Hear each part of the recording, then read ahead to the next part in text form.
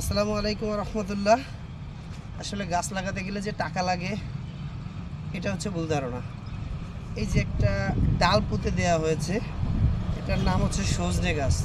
দেখবেন সিজন শেষে বহু লোক ডাল কেটে ফেলে দিয়েছে। অন্তত আপনার কাজ হচ্ছে আপনি জাস্ট একটা ডাল, ফেলে দেওয়া ডাল যে কোনো একটা মাটির স্থানে পুঁতে থুয়ে যান।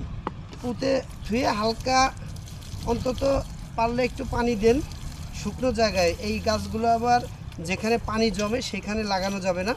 গাছটা লাগান, তাহলে দেখবেন এই যে গত বছরের যে গাছগুলো, এইগুলা অবস্থাটা দেখেন। অন্তত এরা কিন্তু পরবর্তী বছরে এইখান থেকেই 4টা গাছ তৈরি হবে। এখানে ফল হয়, গরিব লোকজন খায়, আপনি নাই খেলেন, অন্তত অক্সিজেন দেয়, বাতাস বিশুদ্ধ করে।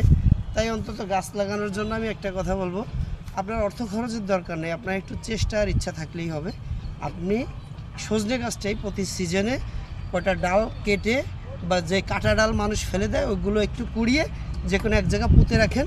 আশা করি আপনার অবস্থানটা খুব ভালো হবে। দোয়া করবে মানুষ এবং গাছ।